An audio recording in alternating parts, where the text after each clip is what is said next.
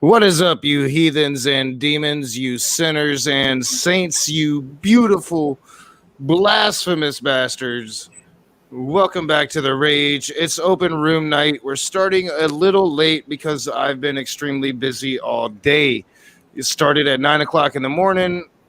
The Daily Atheist Morning Show had a great conversation with Chris and Andy, and John Funk was there. Great political conversation. Doing that every morning at 9 a.m. If you're not watching that, go check it out, especially if you miss the political content. And then I went on Ginger Nation, and Dragnot was there, and Jill was there, and we had a classic moment. And then I went on Sergeant Slim Jim's channel and had a great conversation there. So I am a little tired, but John is here. We're going to open up the room. We got till 11 o'clock. Come in. I see already that Speed of Sound of Gravity has something to talk about, something that's going on right now, maybe something to do with the Nikki taint. But we got John Peterson. What's up, John? Hey, how's it going? And at some point we are going to take a look at the Dragnot Jill interaction. And I just posted the StreamYard link in there under Knox's account.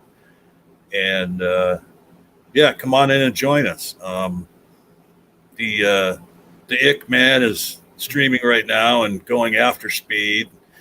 And he seems to want to accuse everybody of being a pedophile apologist.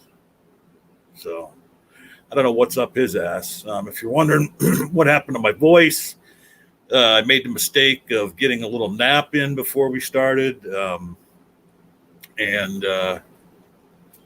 Knock noticed it as soon as I got here. He's like, "What's up with your voice, dude?" And I want to reveal something here. And if Skylar, what just happened here? It says an error occurred. Wait a moment, then try again. Something. What are you talking about? It's showing on my in the live chat on StreamYard here. Doesn't show on your screen. Yeah, everything's fine over here. What's a Suchi? Suchi is just a part of the name Nakasuchi. Nakasuchi means little bear. Oh God. You know who? I don't want to start with the guy, dude. Just leave him backstage for a little bit, man. Yeah, maybe we'll bring you on in a minute, P Mars. Maybe we'll see. We're gonna see. Just one up your shot. Yeah. Well, he's back room right now. He's back room. That guy is insane. I'm just gonna get that out there. That guy.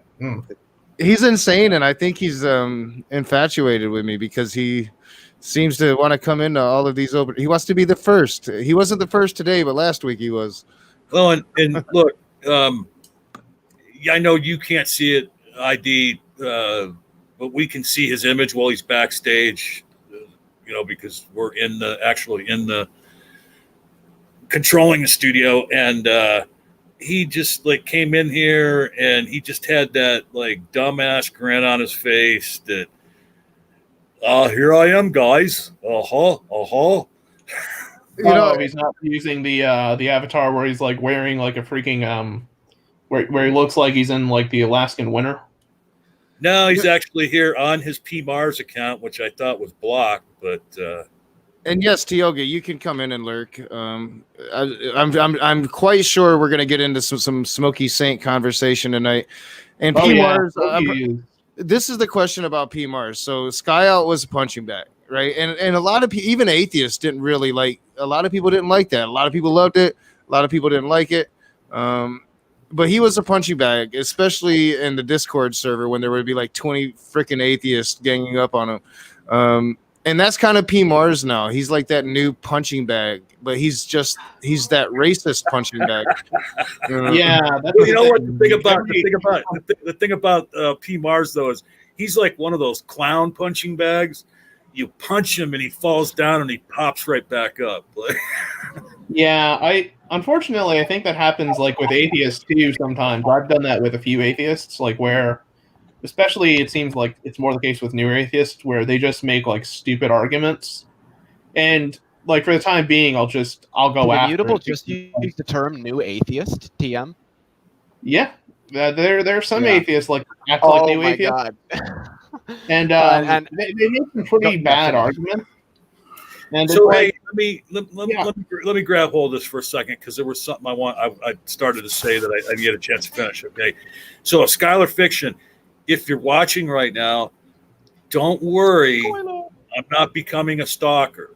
Okay, I was on Amazon the other day and I saw this hat and I thought he knew. I think it looks So good. It does. Now, Leo. You know what I first thought of when I saw that, John? I thought, wow, was John out golfing earlier today? Yeah. And if anybody knows, there's a particular name for these type of hats that me and Knock cannot remember. Beret? But look, Skylar, is it a beret? no, it's not a beret. They're similar to it, but it's not the same thing. Yeah. So if you're watching Skylar, don't worry. If I ever grow in a big bushy full beard like a hobo Santa beard and start saying eat a bag of dicks all the time, then maybe you might want to start worrying and maybe I don't know. lock your doors at night. Skylar might want to be a little scared. Let's see, like a fedora or like friggin' berets usually are. I think no, it's not a fedora either. Shit, No. what is it? This is gonna drive me absolutely insane. Yeah, I can go into Amazon and see what they called it. And then the other thing I want to say is that this almost seems like more fun just leaving P. Mars backstage and talking shit about him. I agree. Well, I mean, eventually my code is gonna require me to bring him on until he's no longer a serious interlocutor because I have this like honor bullshit thing and it's an open room. I don't promote an open room minus It's P. called Mars. a tweed hat. Or Well, a I mean, vintage tweed. You know, a or a tweed flat hat. A tweed hat. Yeah. That's what I was trying By to the think. way, a the tweed one hat. thing I do got to say about P. Mars is that at least he'll answer questions directly when you ask them. He did yesterday. He will. Gavin didn't. Oh, Yeah, fuck, I don't know if he'll anybody. answer questions directly, but they sometimes might be some pretty stupid shit. Oh yeah. So here's the thing. I do want to talk. We need to get into what Speed of Sound wants to talk about. yeah, I Go was ahead, just John. going to do the same thing. I was going to throw it over to Speed and let him start things off. Yeah. I don't know what the hell Smokey's up to. He's firing blanks over there. I'm not sure. I don't know. You know, and he knows more about this fucking movie than anybody I've listened to so far. You know, like I got through about an hour of that movie, and it was kind of boring. So, and they're going. I don't know what the hell he's going on. I was offended by his screen icon. So that's about it. But what a dick! I mean, I blocked him on my channel today.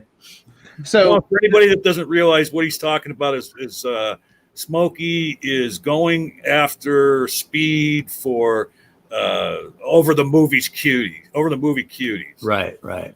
yeah, You know, and but the thing is, so like what actually happened is It's got a long history. Explain the whole history. yeah. They went after. Let me do it. God. They went after Jen Aldrich, basically calling her all kinds of names because she wore a red shirt and had red pillows, and they could see the tops of her boobs. So that apparently offended them. So then we went after them for that. So then Jen Aldrich went after Netflix about the Cuties movie. So then Smokey went after Jen Aldrich about that. And then Nicholas went after Jen Aldrich about that. And Nicholas was cringy was as funny, fuck. I'm I mean, he was so cringy. He was sobbing and all this shit. So then we made fun of him. And so now Smokey, and we also went after them for going after Jen Aldrich, which was totally uncalled for. Why don't they go after the fucking movie instead of Jen Aldrich? I mean, so anyway, I haven't seen it. right. So then They're just attacking people. Yeah. Smokey warned me that if I don't take the video down in 1 hour, he's going to do a comeback video, and I'm going to be so embarrassed, and he's going to trash me and deal with me. And tonight is a result of that. And I watched an hour of it, and he's firing fucking blanks. So. Oh yeah, if you really want to see like Smokey at just 100% full retard, this is definitely the moment. This is the moment. He is going off like on every atheist or like person who doesn't just like lick his balls. Yeah, tonight he went after Skylar, after Nathan, after you, Immutable. Yeah, he's calling people Brenda. like pedophiles, like rapists. You know, or even Knock the other day when he was. I got to tell you, who here? Leo, you got to stop doing that, man. Yeah, like when people start. I mean, because it's not that bad. Because I mean, that's the way conversations go in the real world. You know, you banter back and forth and talk over. Yeah. But when we're live, if you jump over top of what somebody's saying to get your joke or your point in, it just really it doesn't it makes it for the audience. They can't hear either person. You know, so. Yeah. You get some great lines off sometimes, and I'd rather you wait for someone to take a breath so that they can hear what you say because you're a pretty funny dude. But and now I forgot what the fuck I was going to say. Okay. Well, somebody mentioned Brenda. Just real quick, besides me and Speed, watch that debate. Yeah. Because Knock told Smokey to lick his balls and lick his taint the other night, and he got booted from the room. Yeah, I mean, it's just Smokey at this point. It's just apparently going off on everyone. He has a very deep emotional investment, and a very strong emotional reaction to this movie. And honestly, I can't say I blame him. I mean, the movie will be besmirched because of how Netflix chose to go after it. In terms of their marketing, in terms of exploiting their audience, right? And the funny thing is that Jen Aldridge, when she did her video on it, that's exactly what she did. She called out the things that were wrong with the movie. You know, I'm not necessarily a movie, but what Netflix had done. And then when Knock did the review of it, he delved into the parts of the movie that were uncomfortable and everything. But the whole thing is that, and you're absolutely right, ID, that, I mean, Netflix fucked it up. I mean, I think the poster they put out was fucking ridiculous. I still think they did it on purpose. But the movie itself, it's supposed to make you feel uncomfortable because it's an indictment of that, that scene. Yeah. And that's the point that the director made, is that, if you're a parent and you have little kids, you're supposed to feel uncomfortable about this. That's the whole point. So, and the thing is, right, it's about the whole saying about you never get a second first impression. And for that matter, the framing of a conversation or the framing of how a movie is presented is just as important, if not more important, than what the movie is actually trying to convey in terms of its message or moral value it's trying to deliver to its audience. Because when people think that you're promoting pedophilia, or if you're promoting some form of child sex trafficking or stuff like that, then people are going to do what Smokey is doing. They're going to make that assumption and prejudge the movie without actually fact checking and source checking to see if the critiques of the movie are actually consistent with what the movie is propagating in terms of its actual message. And in the process, advertise the hell out of the movie. But I'm completely against any kind of censorship. So I mean, I even came out in favor of Human Centipede 1, 2, and 3. Yeah. I mean, I defended that movie, or those 3. Well, so, I just want to recognize some people in the chat. Maynard Says, my campaign manager's here.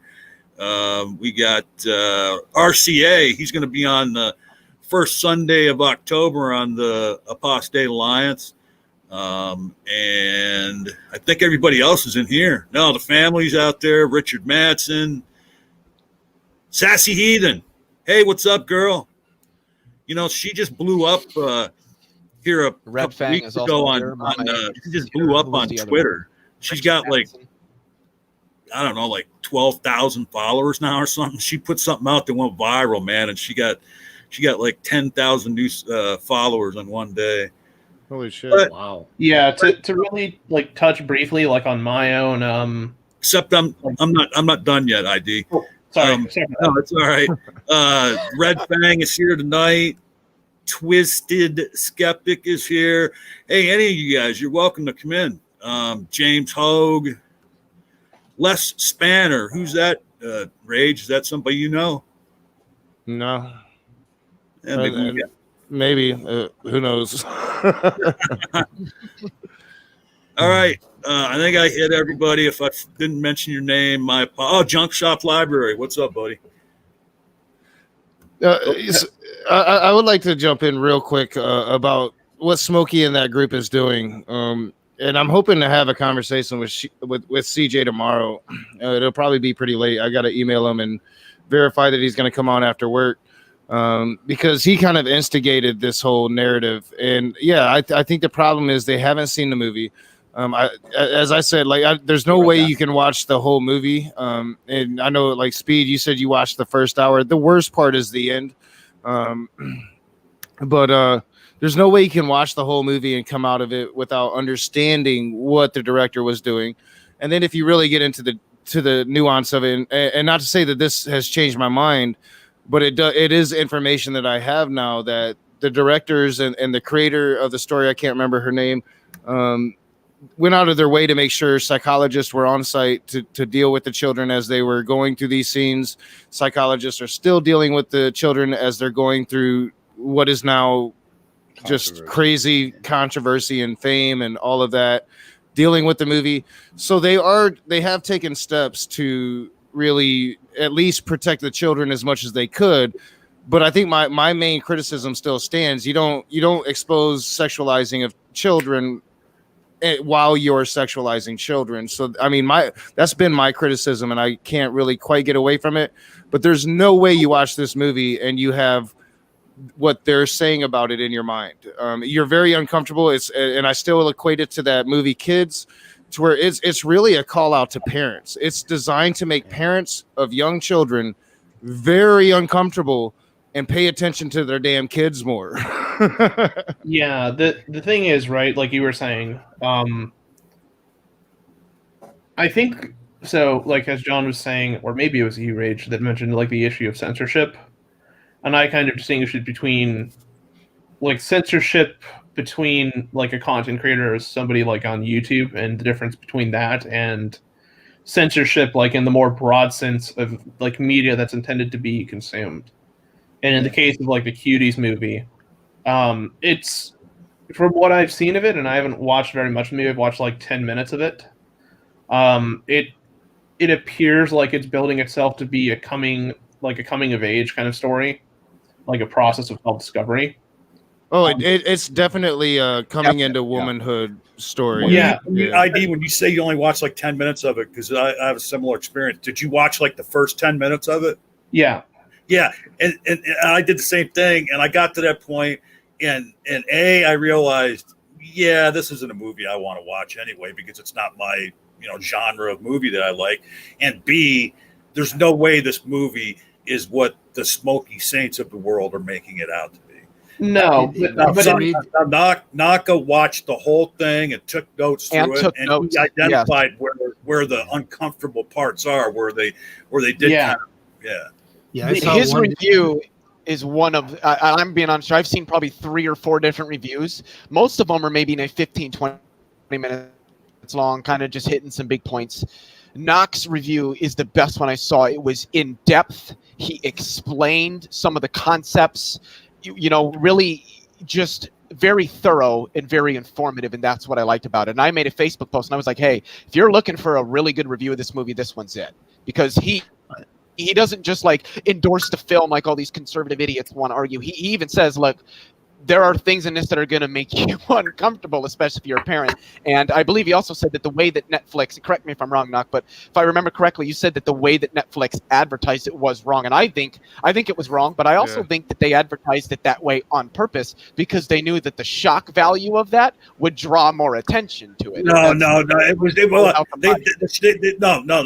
Hold on. They were using the shock value to make money. Netflix, yeah, exactly. Netflix had no altruistic fucking sense when they did that poster.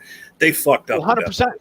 Yeah, I agree. And I do want to thank you for that because, I took my time with that and I was back and forth because there is that narrative out there. If you take any, very soft line stance on this movie, then you are promoting pedophilia and nobody wants that.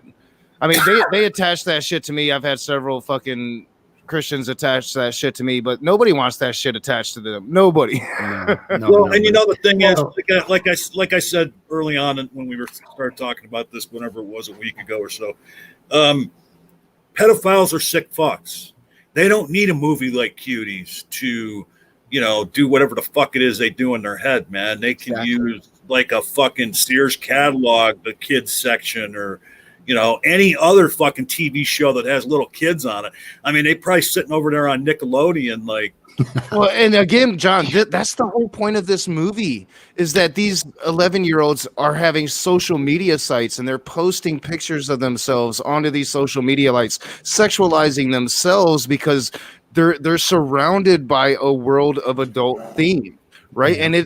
And they're picking up everything. There's so much to this movie, and the parts that are uncomfortable, man. Like right now, I'm just thinking about those parts. I have goosebumps. It's been like a fucking week now, and it still affects me like that. The synopsis I read of the movie was on the wiki, and I read one other. And the thing that everybody's missing about this is it's also about this little girl who's between this religious rock and a hard place, and she's basically in the end of the movie when she goes off, I guess, and jumps rope with her friends. She's sort of casting both extremes aside, and I think that was fairly uplifting, and that's what I thought was the whole point of the movie. But everybody's trying to make it about something else. But there was one scene, and I timed it. It was like 53 seconds where they were dancing. They could have fucking left that out, or they could have done that differently. I don't know why the director chose to make it that. Well, and that's my point. It goes to those really close images where they are sexualizing the children. They could have done that differently and still made the same point. How they could have done it? They could have just not shown the dancing, did that 53 seconds like Speed says, but then do a shot of the audience with like the looks of shock on their face. Well, they could have just shot it from a single frame. If they shot it from a single frame of the whole group dancing, it wouldn't have been as explicit or whatever. So and I talk about all of this in my review. The religious aspects. I mean, and I talked to John about this privately, like off stream. One of the most disturbing things that I saw in this movie wasn't any of the sexualized scenes, and those were disturbing. So don't get me wrong; I'm not saying they weren't. The most disturbing scene that I saw was, it was kind of a sexualized scene, but it was more of a demonic possession scene, to where her fundamentalist parents are doing some kind of ceremony. They're sprinkling water on her to cleanse her of this evil that's now inside of her. Oh shit! And it appears like she's having a convulsion or a demonic possession. And I told that to John. I mentioned it in the stream. But you're exactly right. It does. The end of the movie, she leaves both of those extremes behind, and she's dressed very conservatively, more like most 11-year-old girls you're going to see walking around. But the movie is very disturbing. I don't even know. Like, I don't like the movie, but I don't think that you're supposed to like the movie. So I don't even really know where I stand on it. Still, it's a week later, and I just don't know. Where's that demonic scene? Is that at the end? The demonic thing? Yeah, it's near the end. Yeah, and okay. she's in her underwear and in a tank top. I didn't see that. And it almost looks like she's masturbating on the floor, but it's a convulsion. It's a religious ceremony. She's doing that kind of a twerking in a convulsive kind of way. It's really weird, and they don't never address that as the movie goes along. The movie makes the ending message that you mentioned, though, Knock, about that she gets away from those two extreme things.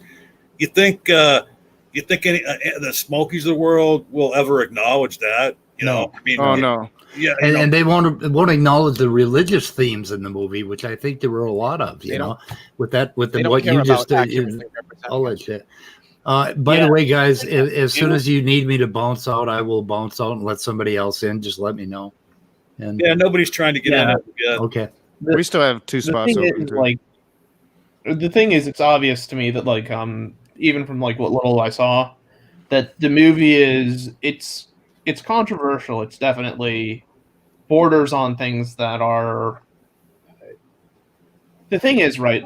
Movies have to touch on the purpose of a movie is to entertain, but it's also to allow the viewer to take away something from that narrative that's being constructed. Although part of that leaves the question of was the direction of the movie proper? Did you really have to show the scene of the girls twerking or certain things like that? That's shock value. That's all that really is. But in another sense, I mean, it's something that one of the things I learned about movies is that because I know a friend that does filmography. Every decision in that movie has a purpose and it's deliberate. Oh yeah. Right. There's a reason why the director chooses to shoot a scene or to give a certain perspective and things like that. I'm not saying it's justified, although part of it is as a culture, as a society, we have to address these topics in some form or another. But I don't think Cuties necessarily handled it in the best way it could. I think on Saturday night at the Atheist, we're going to review a lighter movie, Human Centipede 2, which I think is a really great movie. Hey, so look real quick. Something that Knock forgot to mention at the beginning that I want to let everybody know about the people that are here and the people that might come in here in a little bit. It's a hard 2 hours tonight because Knock's been streaming all day at different places. And so this isn't going to be one of them 5-6 hour affairs. 5-10 minutes to 11, we're going to start wrapping it up and get out of here right at 11 o'clock. So the thing is, right, with what Speed was saying, there's a lot of great books out there. I mean, there's a lot of classic literature you can read, and Jekyll and Hyde, or all sorts of different kinds of books that are really good in terms of the messages and the themes they're trying to communicate.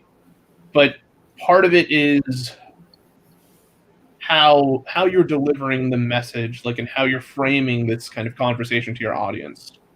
And I don't think that Cuties, for what it was trying to get across to its audience, or at least in the way that Netflix chose to kind of exploit their audience and market the movie, I don't think it was successful in really bringing awareness to that cause. See, I would strongly disagree. See, and I don't know where I stand on the movie yet, but I think that you really can't even understand the impact of the movie unless you're in my situation or you've been in my situation and you can put yourself back there.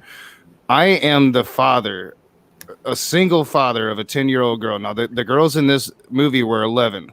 And my daughter has her phone, and she now has these social media sites. And I try to regulate it, but I'm not always around her.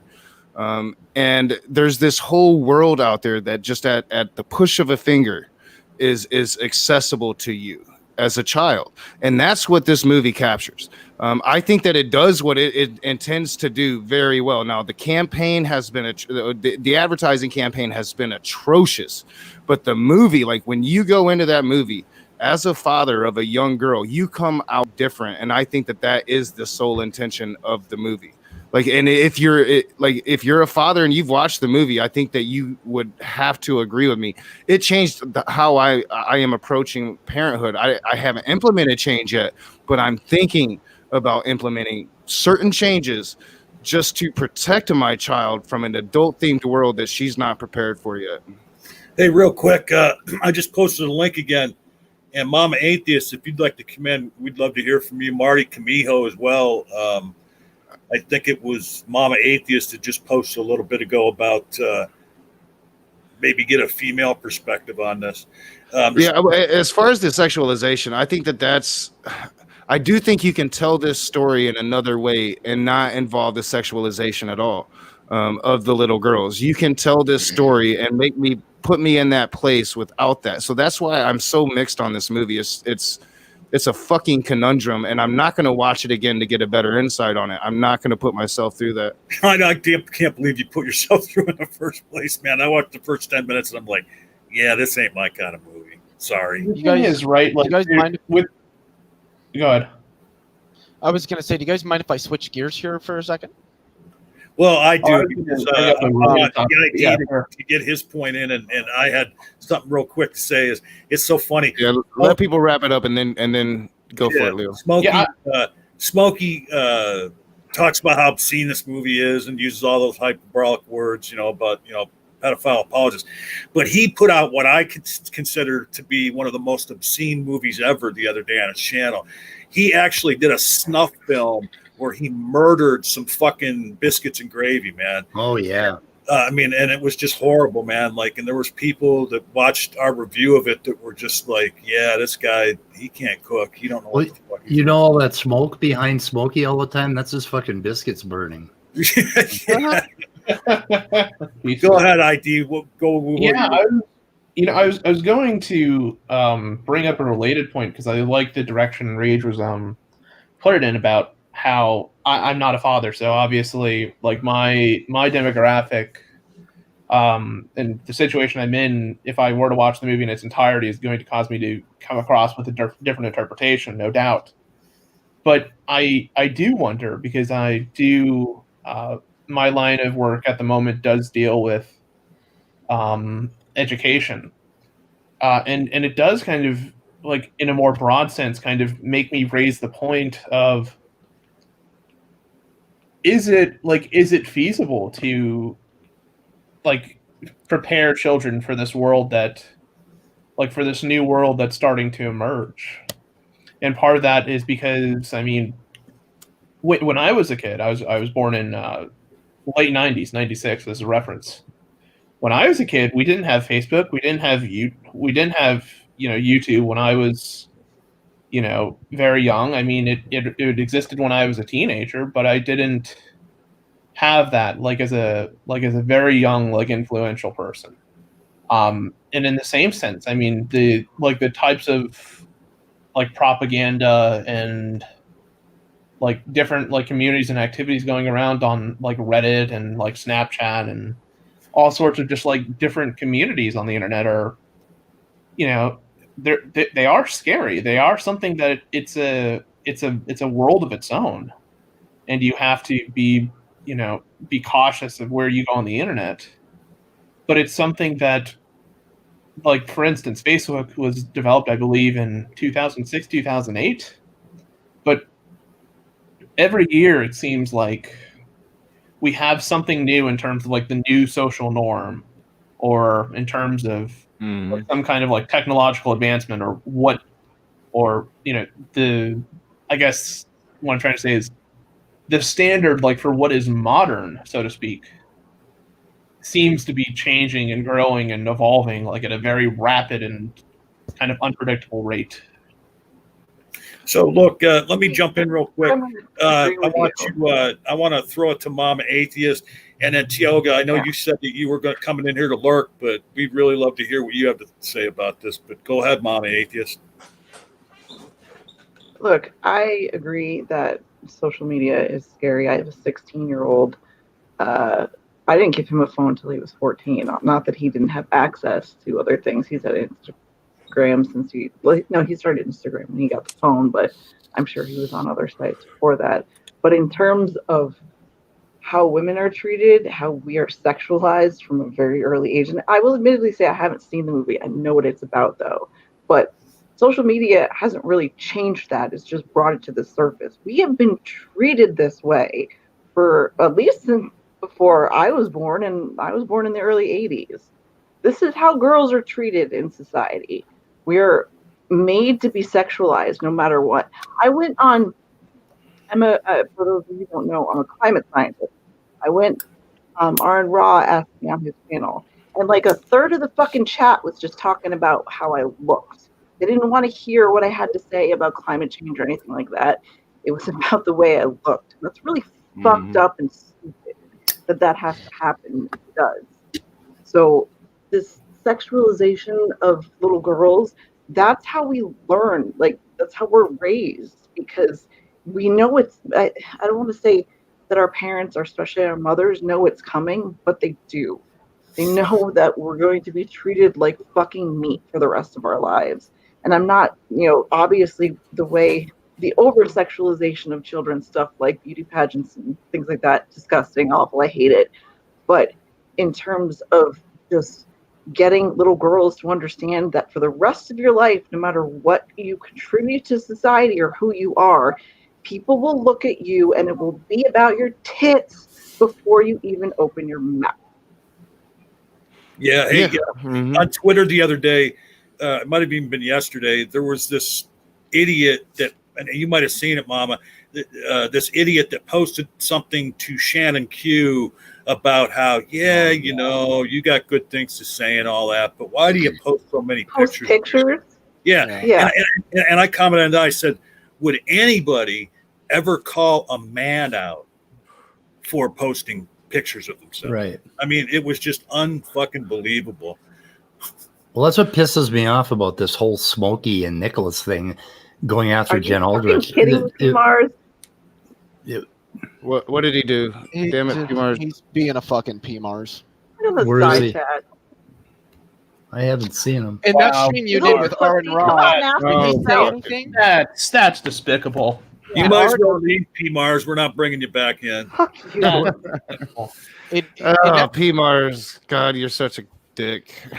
In that stream, Mama, that you did with Aaron, did he say anything about what his live chat was saying? I don't even know if he pays attention to his live chat at all, though. No, I don't think he was actually watching the live chat at all. It's kind of hard to do when you're in the middle of the stream sometimes. But I'm terrible. Yeah, no, I really am. Almost right away. Go ahead. Did anybody go there? I took the advice of I think it might have been Speed that put it in the side chat, and I know you mentioned what Smokey's doing right now. I went over there to give the thumbs down, and I was disgusted by the title. Okay, yeah, so I know here's this guy he meets on the internet, never has actually met in real life, and because he has an opposing view to him, the title of his fucking video refers to Speed as the speed of pedo pudding. Yeah, like what the fuck is that all about? That's all they do. Is character assassinations, because they don't have cogent responses to opposing viewpoints. They just don't. Maddox made that quite plain in his debate last night. Yeah, I need to watch that. Sorry, go Leo, ahead, Mom. Go ahead. Go ahead. No, I was just going to say, in terms like how Smokey went after Jen, and I spoke to Jen for a while after that stream. And it's like, he doesn't have anything to say. That's why he goes after her looks or her tits or her mouth. Yeah. Because he doesn't have any fucking argument to anything that she has to say, because he's a fucking idiot.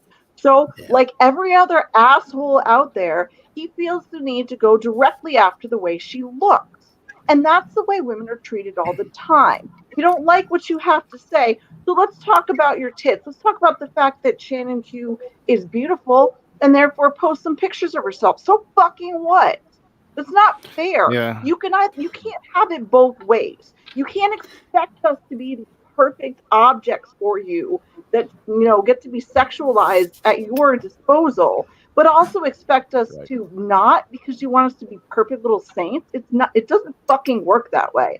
I'm yelling. I am sorry. No, please don't be. I think you're exactly right. Like, we need to change the whole culture, and that's ultimately what. And I said that in my review of the movie. That's ultimately what this conversation should be about. It shouldn't be about 7 minutes worth of scenes in this movie. It should be about the culture and how we're raising our children, how we're sexualizing very young girls, but also how we're raising our very young boys.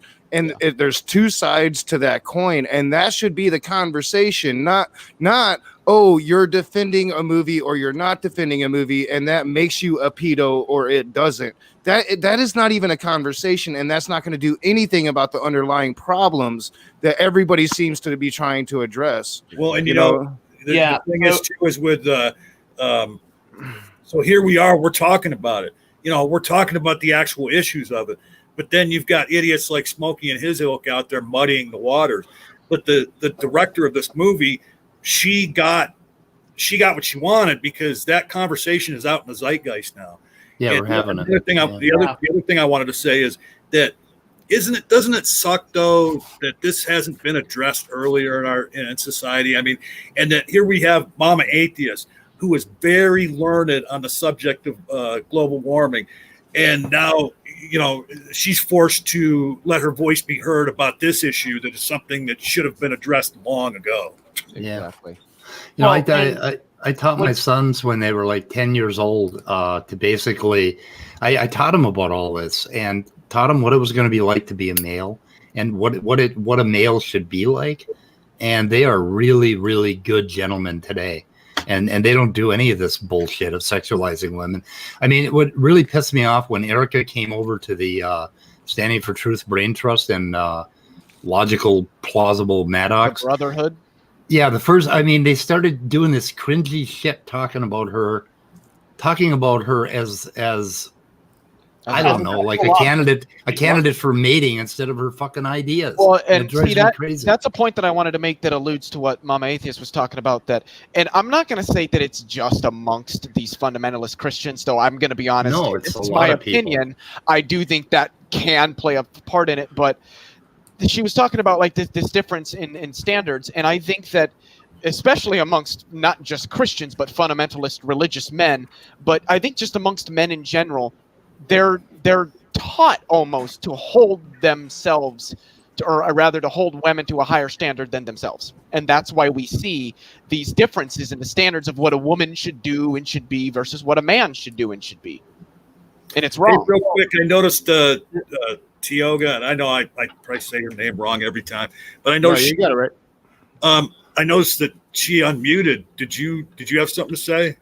Can you hear me? Yep. Yeah. Yeah, you're a little low, but okay. Oh damn, I'm sorry. Yeah, I had I did have 3 points about this. So, first of all, what Mama Atheist was saying, like, it's kind of a double-edged sword when it comes to growing up as someone who identifies as like a lady, is that like you're towing this thin line between actually being able to express yourself and also being sexualized and demonized by the public. So it's a really weird, contentious point to argue, especially when you have a child, because you want your child to be able to express themselves without being exploited. Mm-hmm. And that's a very fine line to toe. You know what I mean? Like, because this is where I'm coming from, is I used to be a dancer too. And it was like, of course, when I was a child, I never thought about it as being sexualized. You know what I mean? Mm-hmm. But I had it wasn't like cuties.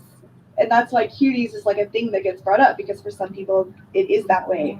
So it's like, I'm just trying to point out that it's like a very thin line between like, you have to be aware of the male gaze and also the pressure against feminine actions. Does that make sense? Yeah. Well, yeah, no, definitely. And I've been walking that fine line as a parent with my daughter. Like,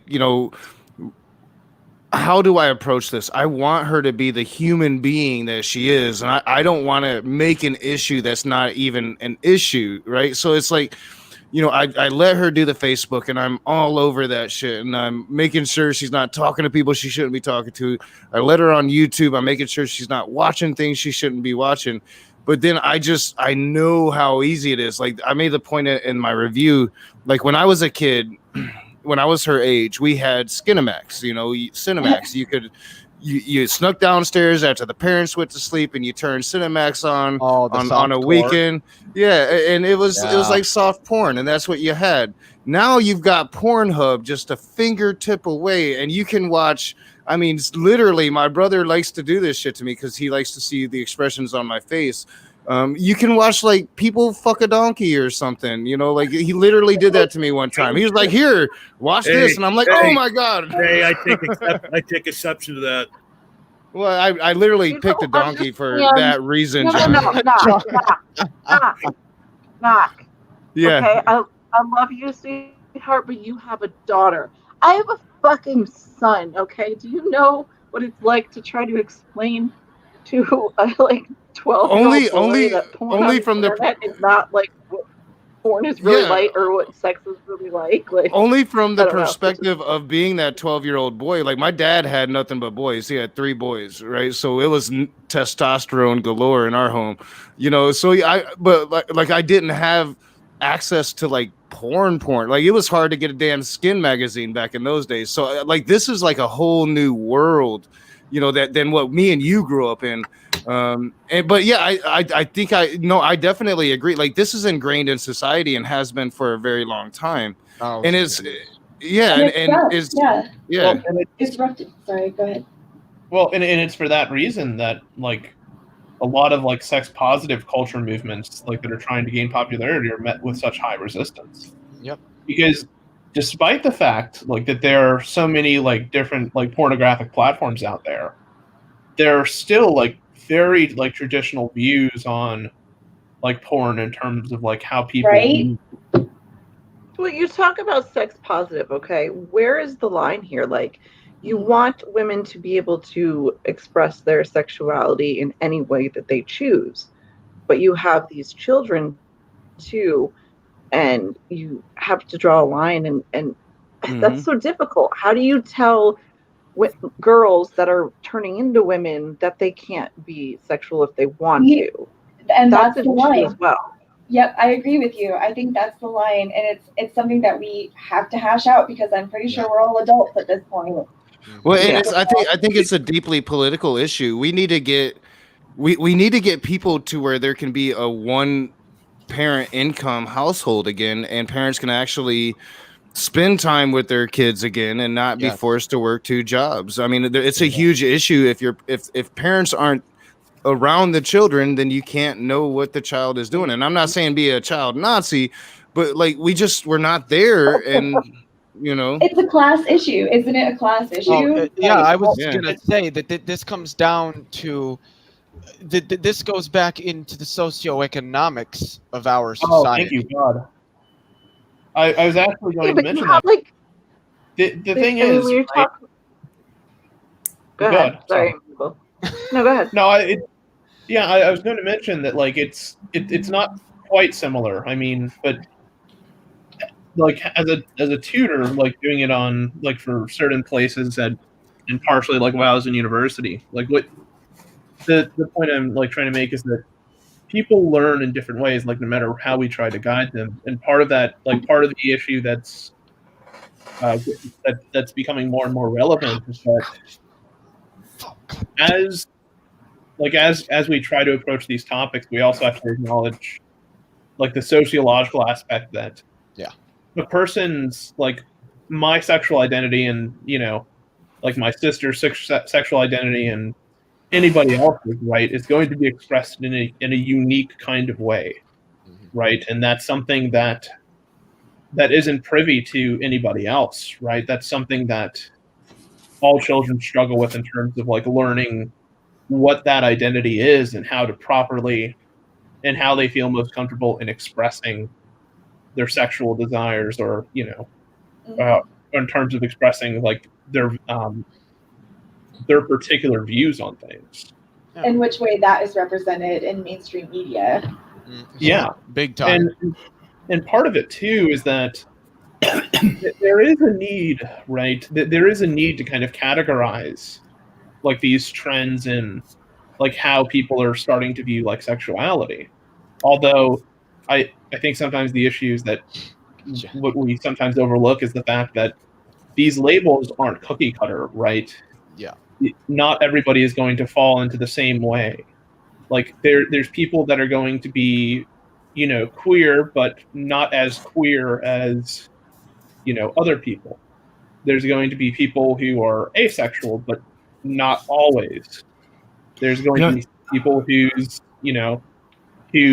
identity, like in terms of the gender they express, is fluid.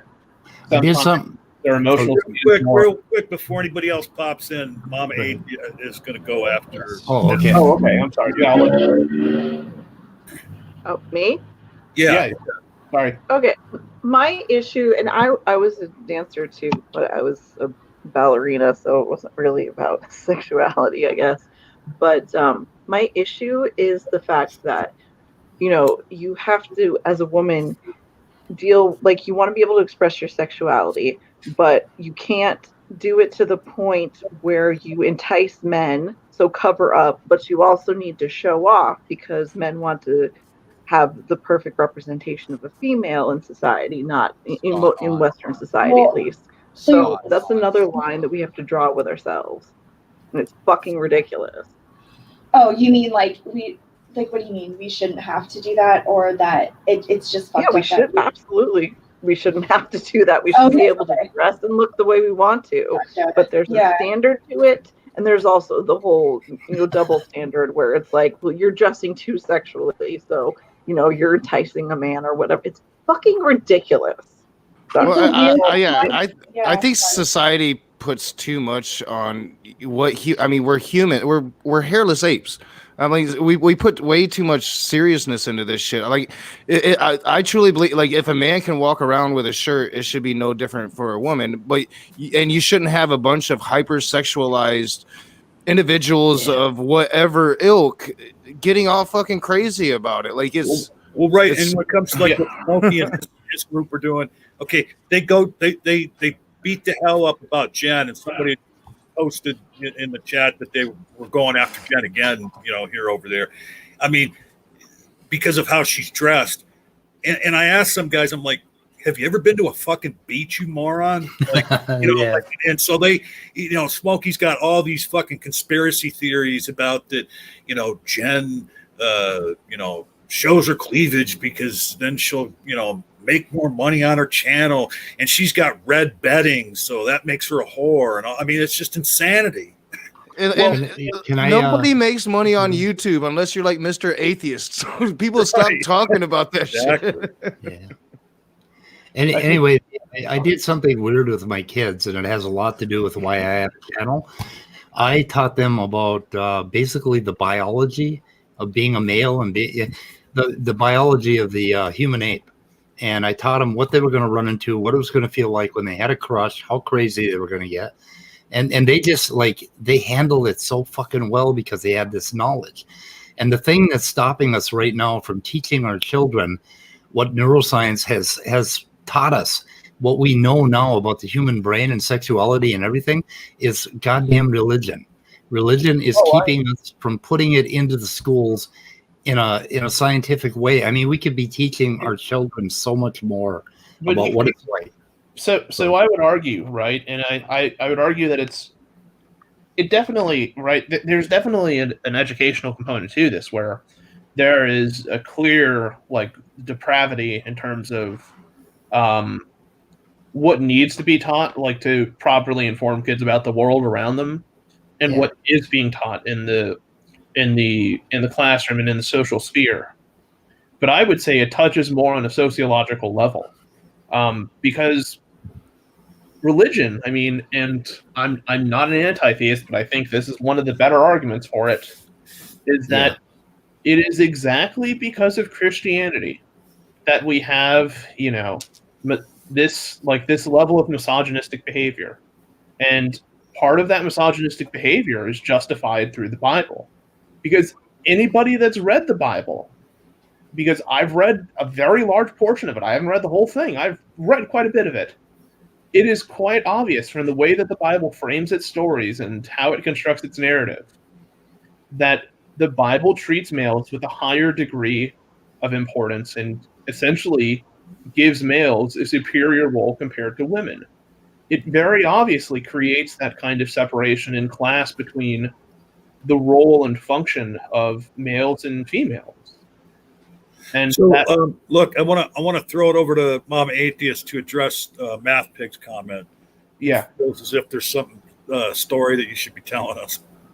Okay, well, I guess it's just the men at work because Robbie just went back to work a few days ago after months and months of being furloughed. And they just, even the married ones, all talk about women like they're just objects, because it's a bunch of dudes sitting around, so they feel the need to talk about women like that. I don't know.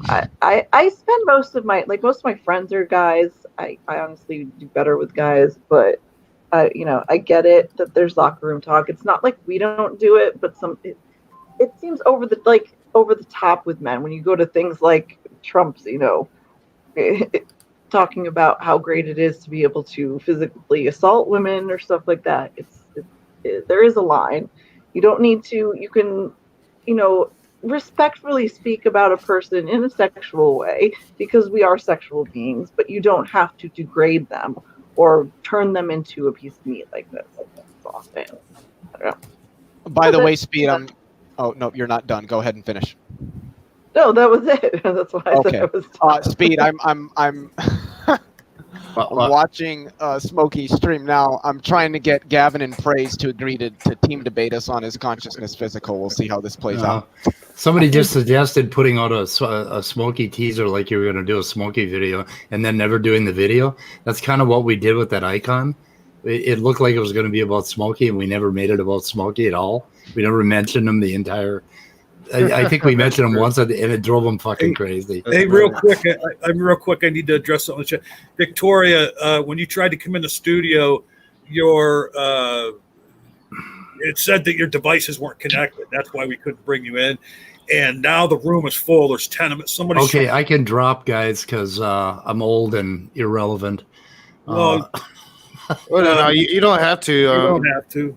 Yeah, I mean, if somebody drops, then somebody else can come in. But definitely, you don't have to. I'm enjoying this conversation. But somebody's trying to enter the studio now, and yeah. So we are now full. And if somebody does drop, then feel free to try to come in. Oh, there goes somebody. Somebody. It might be hard to come back in now if that was just like a tech drop. you know what? I wasn't paying attention enough to the screen to even remember who that was. Like, Jesus fuck. Well, it was the twins. It was Jefferson, and now we got Jay in here. Oh yeah, it was Jefferson. Jay's brother. That's right. Yeah. I was kind of wondering, as a general thought, I wonder if it's safe conjecture that the cultural values we associate to ourselves are a product of whatever religion we happen to be taught with. Or I think it does, and I think it's also life experiences. I don't know. I've always, for some reason, maybe it's because I'm such a big man, and I'm really a teddy bear in real life. If people get to know me in real life, I'm quite a teddy bear. So I've had a lot of abused wives come to me and seek protection, and I've actually helped a couple get out of their marriage. I know, Gavin says I have a story for everything, but I know a lot of people, and I've been in different situations than a lot of people have in life. So I've seen the results of just severe spouse abuse. So, and that kind of turned me into my activism and into the feminist that I am. But I do think that it is ingrained in a lot of these religious dogmas and practices, and then they try to deny it. I had a very interesting conversation with Smokey Saint recently, and they basically denied that the male patriarchy was within Christianity, that it was only in Judaism, and the New Testament took care of that. As soon as I start giving them New Testament Bible quotes, well, then it became a fucking shit show, So, well, the one verse in the New Testament, and I forget where it's located, but the one that they seem to hate the most and seem to forget about is that when Christ says that he comes as the fulfillment of the law, and as the abolishing of the old law, and that people who don't fulfill, and that people who do not like fulfilling of the old law, who don't obey to it, essentially are less than scum, are like not fit to inherit the kingdom of heaven. Well, No, yeah, you're that's right. always that's That's in Matthew. That's in Matthew somewhere. yeah. Well, I think it's Temple of the Mount. It's one of the first speeches that Jesus gives, and I've always argued that I think that if Jesus existed, and I'm a mythicist, so I'm not sold that this dude was even real. But if he existed, if there was that rabbi named Yeshua, he was There a was Jew. historical Jesus, by the way. Yeah, well, we'll have that debate another time. So It'll be It's a not long. really much of a debate. I mean, that's They always say very that. They historical always say that, but that's not my point. If there I'm was skipping one, the shit. he Go was preaching a very Jewish message, and you had your moments where he did get a bit progressive, but that original declaration that he's there to uphold the law and he's there to basically hold judgment over those not upholding the law of the Torah. So I think it was a very Jewish religion that Paul manipulated, and I've talked about that several times on my channel. Hey, real quick, Jeff Spatchcock did say in the chat that he dropped out for whoever was trying to get in. So whoever it was that was trying to get in a moment. Yeah, and now they're not trying. And I just want to also say, if you want to go see what a healthy, good relationship is in a very small way, go check out the interactions between Mama and Math Pig in the live chat because it's cute as fuck. Yeah, it's good. Yeah. And Leo, I'm saying I will like have that conversation with you, but that is a conversation that I have to have my information available, and it would just be like me and you going back and forth on mythicism. Yeah, I'm very like briefly familiar like with the mythicism conversation, and from what I've seen people present, it looks like the Jesus that's presented in the Bible is a combination of various other Jewish prophets that existed at a similar period or time, or at a time that that was beyond his own, and especially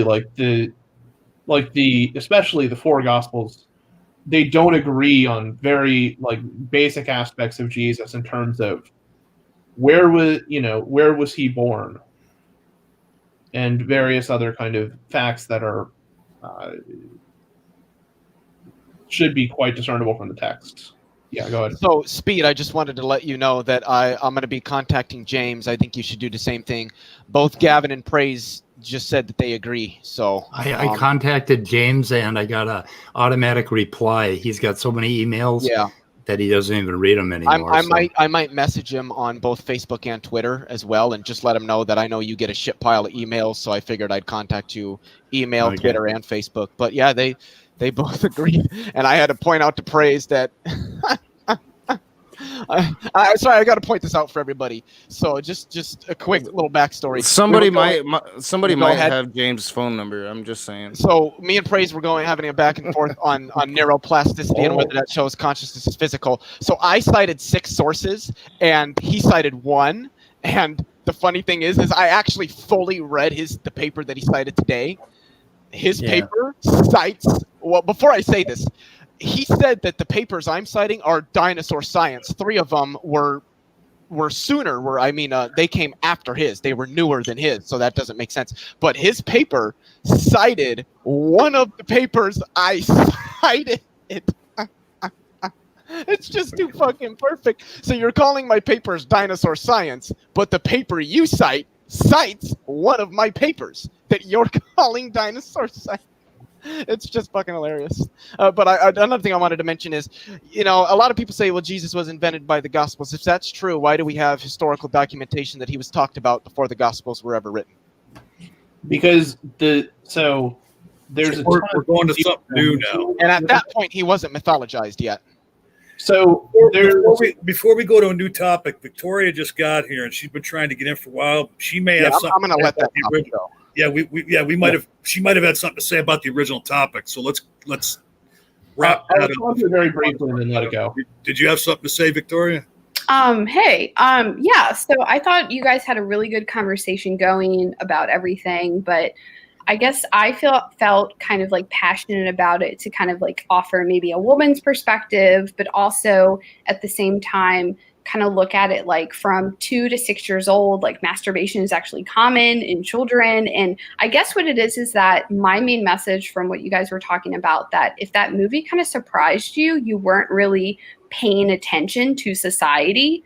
And also I feel like these are a lot of underlying, I guess, mechanisms that are underway that it kind of, has come forth, and that a lot of people are like, wow, that's surprising. And it's like, well, why is that surprising? I think you really should think about that. And I don't know, you guys had a really good conversation going. I think that's a great point, because, and I don't even think it's like being blind to it. I think it's being in denial over it, especially as a parent of a young child in today's society. It's like, it kind of opened my eyes. Like, man, I have blinded myself to a lot of things.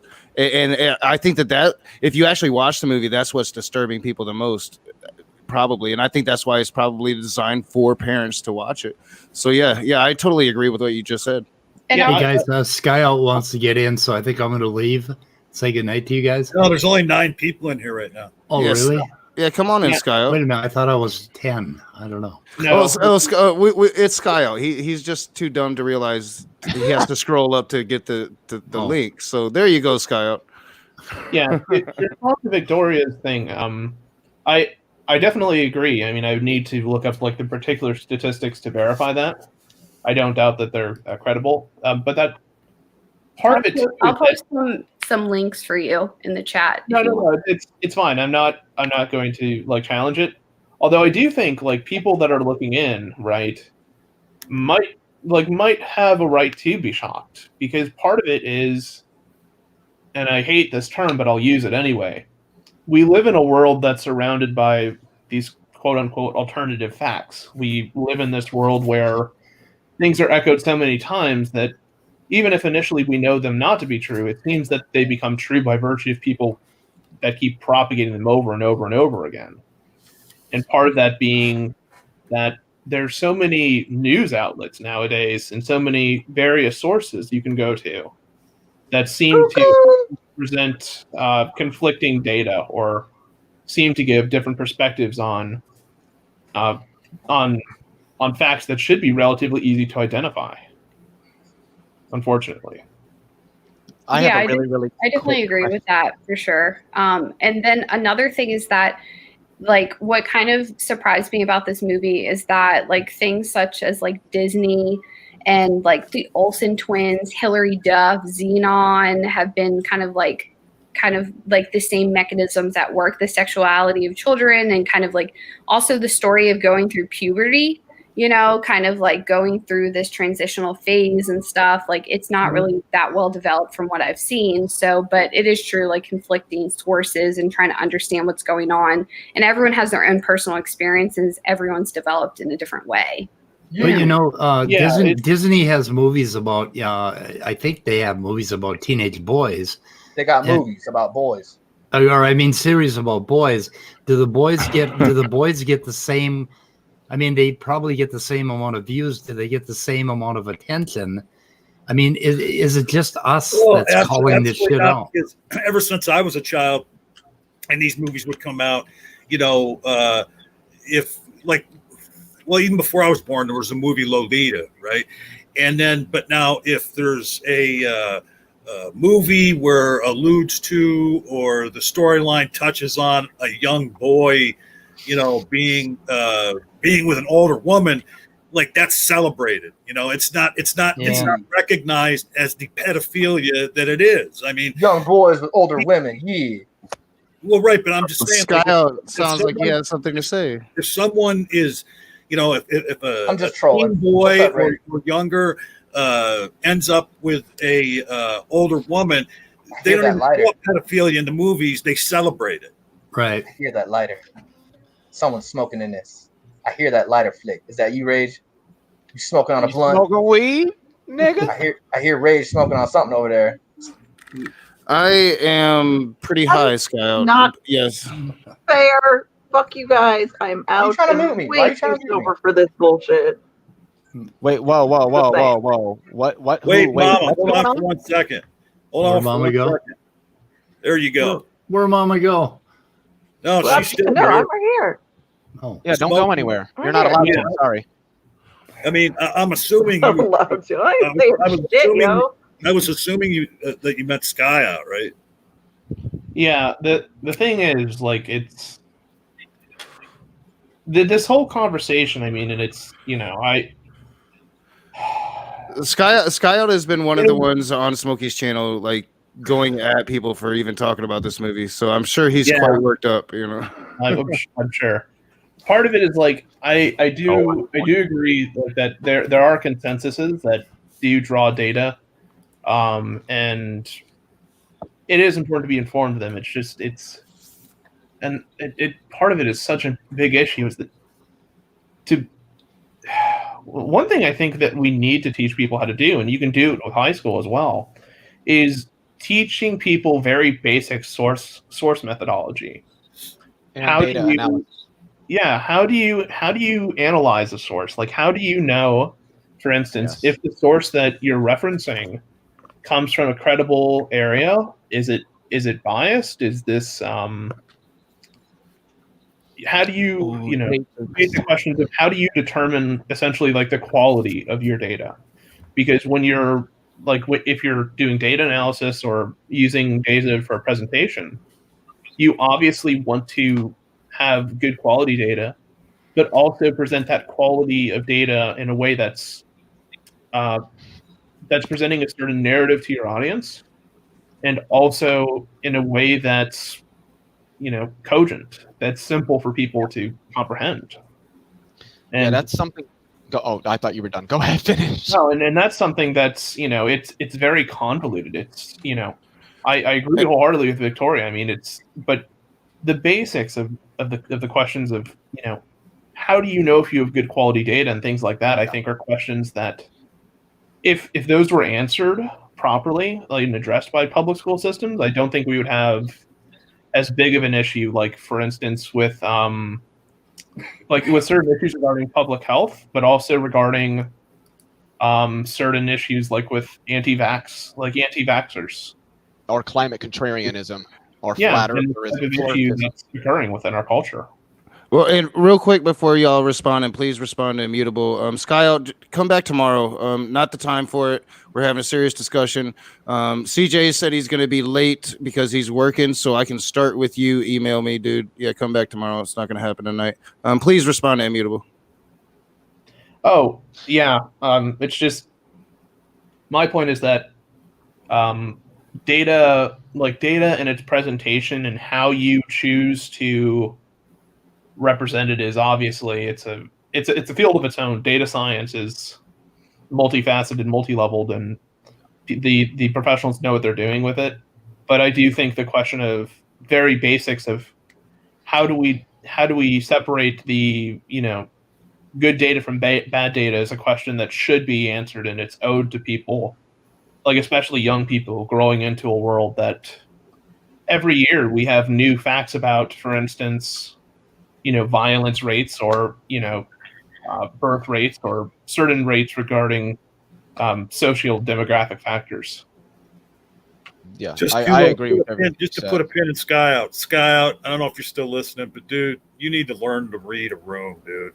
Like, like you popped in here, you had to have been listening to us for a while before you popped in, and then you pop in and like, who's lighting the light? Are you smoking that weed? I mean, like read a fucking. It's my fault for not hitting that mute button, John. I gave Skyot the troll a chance. But yeah, Skyot, come back tomorrow. I'll start with you. You can confront me about this, but we're talking serious shit, and you're Skyot. So one thing I wanted to say to kind of add to what Immutable said is that data analysis is something that it's not as cut and dry as people think that it is. And you really see this in the realms of like creationism, where people think that they can go find a paper on something and that therefore it's automatically correct, but they don't understand that. And this is something I've heard from actual professionals in the field who oftentimes say, look, when somebody in my field, some of the physicists that I've talked to have even said, look, somebody will publish something in physics and I don't even know what they're talking about.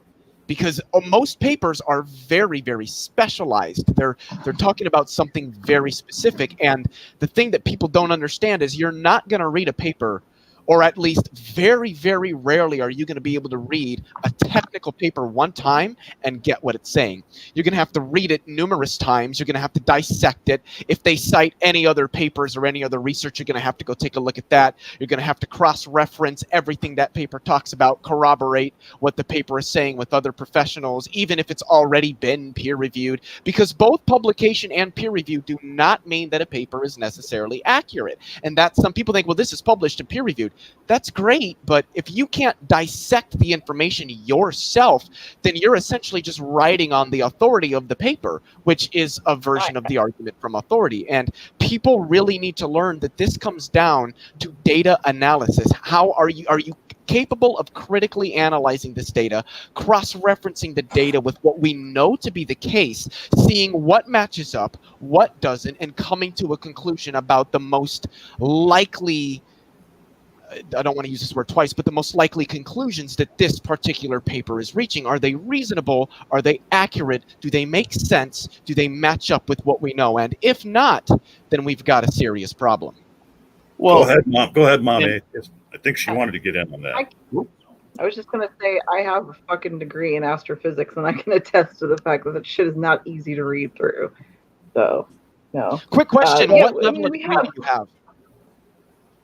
Astrophysics was just my first degree. At my climate science degree is a master's. So, okay. But in terms of science does not always get it right. But when we do something wrong, we publish a paper that's wrong, we fix that and we make sure that we say no. Okay, hey, cite the paper that was wrong, or cite our inference that was incorrect, and go back on it, as opposed to stuff in theism, which is built solid in their beliefs, and it's never, they can never go back on it and say, okay, this is wrong. They will never do that. So there's the lying issue there, I think. Well, and the thing is too, like, there's also this quality, and people who have done research will understand what I'm talking about, is the quality of data science itself. Is how are you can have a set of data like an XY plot, right? But you could represent that as a box chart, as a scatter plot. You could do all sorts of things in terms of like how you're choosing to represent that data visually. And not all forms of representing data are equivalent. And it's especially prone in the medical field. Some ways that people will try to summarize data or present it to an audience is very deceptive or inappropriate, and that becomes an issue with either how the data has been scaled, the number of people involved in a study. There's a myriad of different factors to consider in terms of not just does the data match what we already know, what our common sense tells us, but also about has the data has the source of this data been formatted in an appropriate format, right? And that's a question that has to be answered by professionals, and it's not expected that. Well, and real quick, and I'll let other people pipe in. I think that's the problem we run into with this particular circle, this brotherhood. People like the Mad Ducks, John Maddox, is they understand how absolutely difficult it is to spend the required time to actually research this shit. I haven't done any scientific research in my entire life, but I have researched for debates, and I have found that not only do I have to do the research, but then I have to give myself enough time to be really, really, really familiar with that research, right? Exactly. So it takes so much time, right? And they feed off of that, so they can spit this paper. You might go look at a couple of them. You might catch one or two on a stream, but you're not going to catch them all, and they feed off of that. Well, and the thing is, they're not reading these papers. They're really not. Like, I've asked both John Maddox and last night Praise questions on quantum mechanics, and I asked Praise if he knew what a function of a variable is, f of x. He didn't even know what that is. How can I trust that you can read technical papers when you don't understand the basics of the basics of the basics of the mathematics underlying it? It makes no sense. And then, so what they do, and it is pretty funny, what they do is they skim through papers papers, and that's being charitable in and of itself, looking for buzzwords that they think comport with their position, but they don't actually read this. They're not corroborating it with other research. They're not actually doing the true data analysis. They're just looking for anything they can. All they want is for them, it's how many papers can they throw in your face. Well, I've got this paper and this paper and that paper and this paper, but you haven't read any of them. Is it okay if I interject on that, Leo?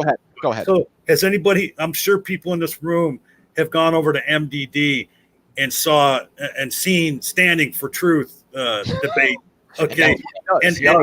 Yeah, he does exactly what you're saying. He looks for the buzzwords. He'll go in there and he will spew this verbal diarrhea. And you can tell by the way he talks about it.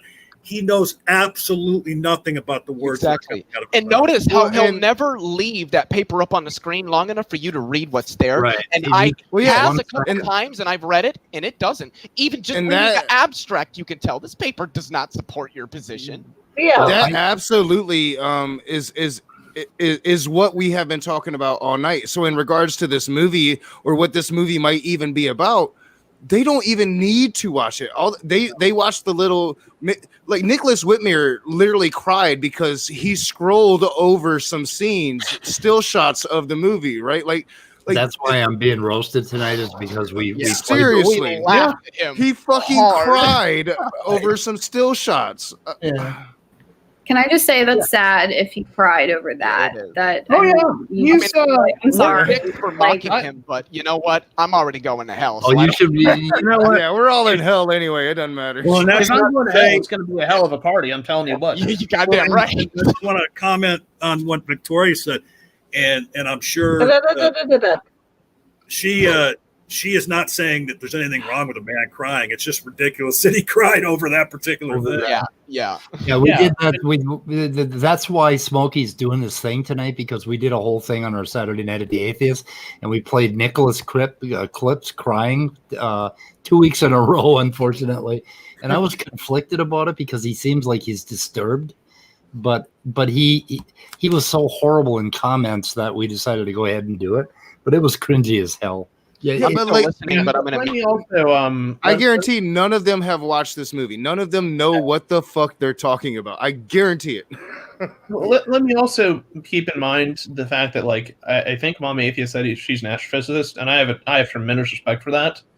I love physics with all my heart, but once I started hitting like linear algebra and stuff like that, I was like, no, you know what? I've reached my limit. I built a different. I was dumb enough to do a physics debate once. I never will again. Never. Yeah. So I spend hours and hours every day looking at Standing for Truth and Maddox and everything. And when they show the paper on the screen, they never give you they will never put it in their comments. So I have to look that up, type it in, and I have all their papers. So. And let me contribute something to that as well. I believe Mom Atheist said she has a master's degree in astrophysics. Being an undergraduate, and it's nothing. Climate science. My astrophysics degree is just my first degree. My master's is in climate science. I'm a climate scientist currently. Okay. Well, she's my hero. You can attest to the fact that and I was only an undergraduate doing this, but during my program at least, we have to do attend a research symposium at least once. And if you think trying to gather data is hard and actually understanding and representing it, it's when you actually are responsible for the data and understanding the history of the field and stuff like that, you not being accurate is pretty much the equivalent of you going to get burned at the stake. Yeah, it is. And this is what some of these people don't understand, is that people that are scientifically diligent and that have been kind of gone through the fundamentals of science and how to deal with scientific research properly understand that engaging dishonestly in these kind of discourses is something that ruins your reputation as a scientist.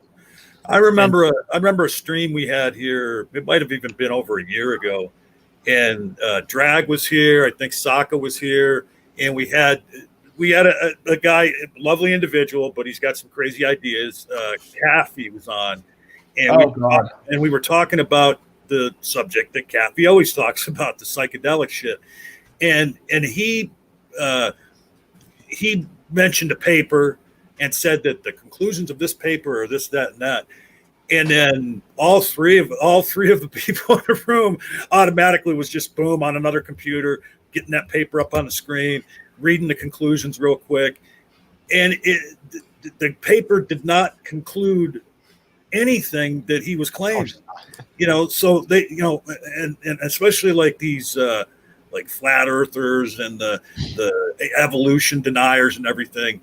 It goes back to what you said a while ago, that they look for buzzwords, they look for words that fit their narrative, and they don't bother actually understanding the paper.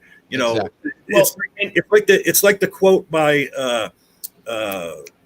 Albert Einstein about the eye.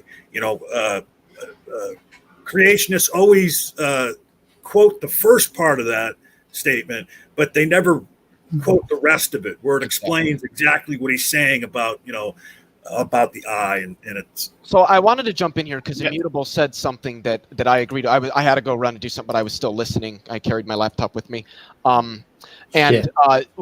Immutable, I would say you probably understand linear algebra decently well, because you know what Brockett notation is. And Mama Atheist is probably going to laugh again, because I know she understands these better than I do, because she's actually gone to school for it. But I actually, in the debate last night, Praise was arguing that wave function collapse in quantum mechanics has something to do with consciousness. So I asked him a question that actually directly relates to linear algebra. And the question was, do you know what an eigenbasis is, and what happens when an eigenbasis projects to one basis eigenstate?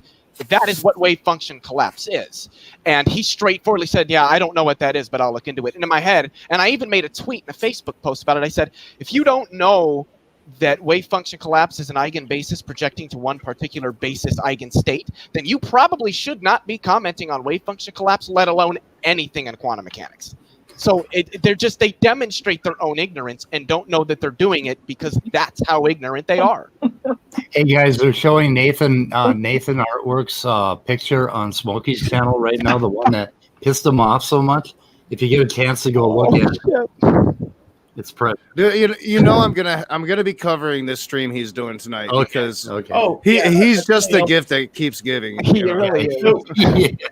He's too damn much fun. I'm just surprised you didn't throw eigenvectors at him, Leo. Really fuck him up. That would have been way too much. That would have been way too much. Hey, Mama.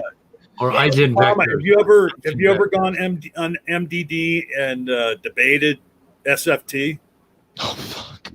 I just actually met him the other night in a live chat. I think it might have been here on Knox, and he told me that he could prove that all people descended from two people, and it happened not that long ago. And he said he could do it using genetics, and you ridiculous. You took a screenshot, posted on Twitter. Anyway.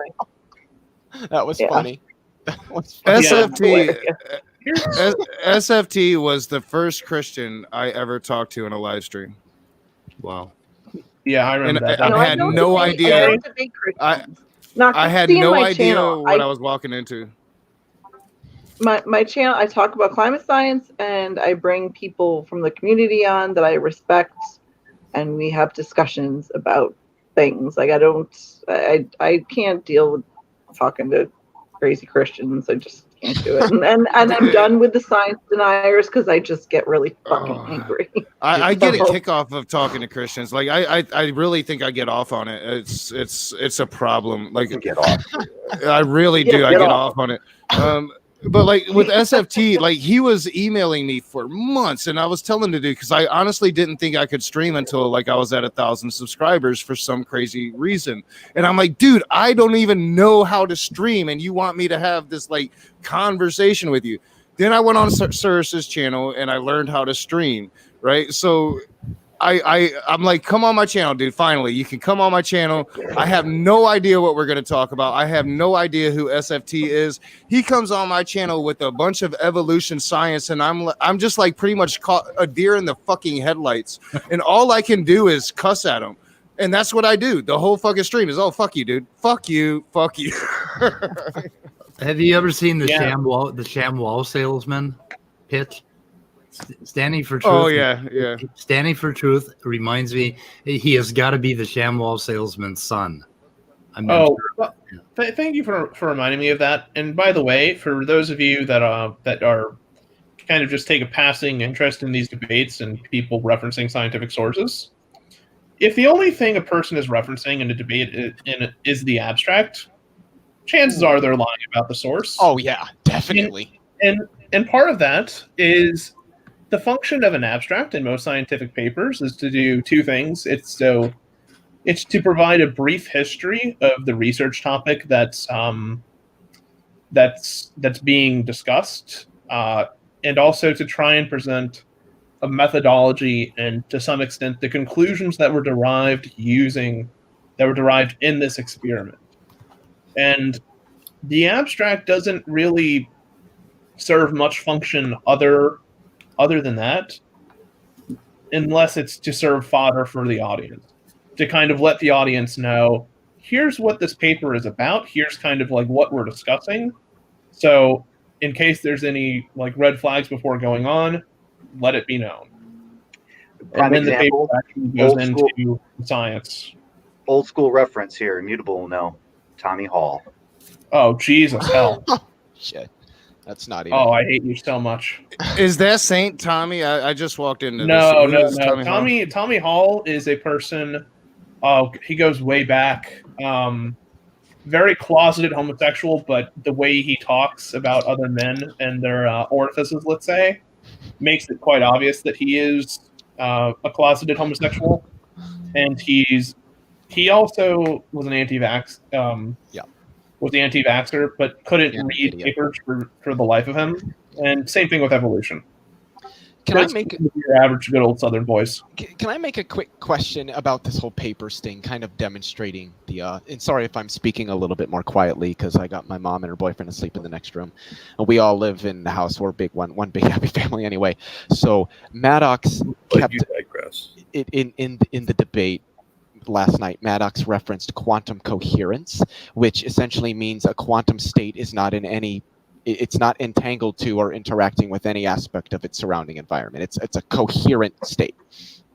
And I think the term he was looking for is quantum decoherence, which is when a quantum state does interact in some way with its surrounding environment, and thus the information of that state is lost, so to speak, to the environment. A good analogy would be like the way that the energy of a rolling ball, excuse me, I just fucked my laptop up, is lost to its environment in the form of friction.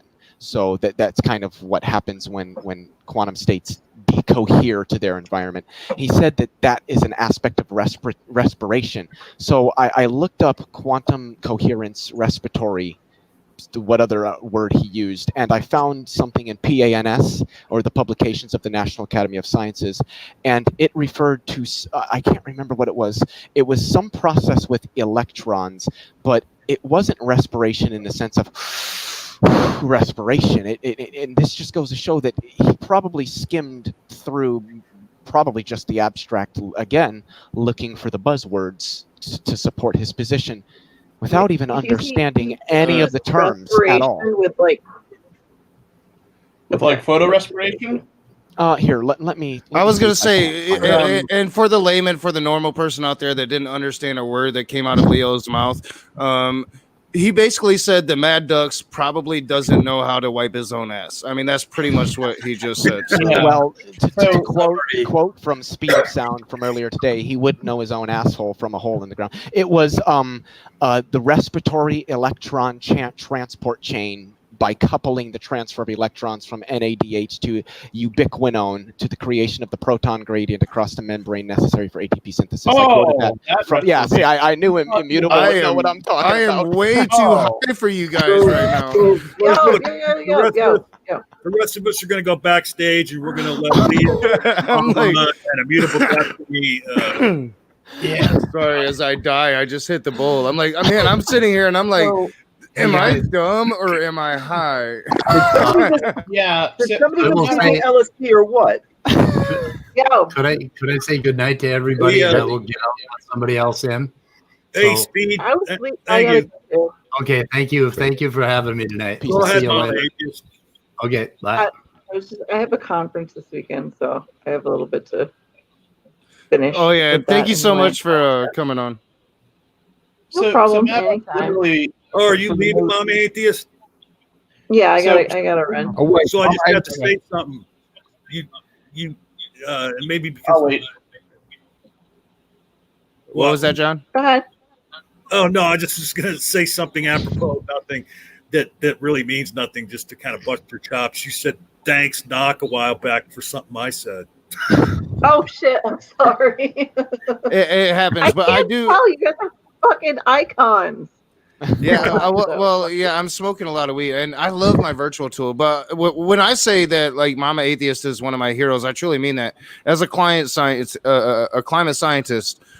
she is the science behind my activism. So, I mean, I truly mean that, and thank you so much for coming on, Mama. Yeah, I appreciated having you here. Anytime. I'll see you guys One later. more Have a question good for night. Mama Atheist. One more question Yes? for Mama Atheist, real quick. When are we going to do another Go ahead. GOT stream? Oh, When are we going to I do wanna another? be well, on I that. just had surgery, so yeah. Well, Leo is obviously invited, but probably I don't know. I have something. The conference this weekend is this Saturday, so probably the next Saturday. I'm starting up streams again this weekend. I have GE on Sunday, and then Monday I have another secular Sunday service with Dark Matter, Hemet, and Actual Jake and Chris Shelton about Christianity in politics. So Yeah, you are like. We've already talked about this. Dark Matter and Hemet are two of my absolute favorite atheists. So yeah, brilliant. And I did want to say before Mama goes, my map isn't as good as yours, and you are going to send me that map, or I will rip it off your wall. Gotcha. No problem. Well, the next stream is supposed to be about Peace out. Peace and respect, Mama Atheist. Bye, guys. You don't scare me, Mama. Oh shit. Hey, real quick for the room, we've got 22 minutes left. At about 10:02, we are going to start wrapping up and let everybody get their final word. Knock has been running all day, all over YouTube. Yeah, I've been all over the YouTubes today. So I think Immutable has wanted to say something, and I kind of was interested. He's been saying something this To entire my time. knowledge, to my knowledge of what Leo Philius was saying, the most common use of quantum decoherence I've heard of is just when the wave function finally goes out of superposition and collapses out of one phase. Yeah, I think I'm going to start calling Immutable Sokka Jr. Yeah, and it does that because it gets quantized by typically a photon, unless it's some weird self-interaction phenomenon. Which can happen, yeah. It's generally rare, but yeah, I don't like the mathematics of describing field self-interactions just because it's not fun, especially with quick, photons. Not to derail what you guys are talking about, but I posted the live room, on different places in social media, telling Christians, come on over and tell us why we shouldn't be atheists. And as you can see, nobody took us up on that, but we had a wonderful conversation anyway. But now Richard Madsen's here. So I would like to give him the opportunity to, if he would like, suggest the final topic of the night. You got 10 minutes, Richard. I would address what you'd already said. Why should you not be atheists?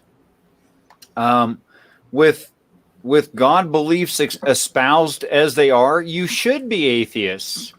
I mean, those folks say some ridiculous stuff. Now that does not mean it'll stay ridiculous. It doesn't mean that. There may come a day where evidence that's required is given.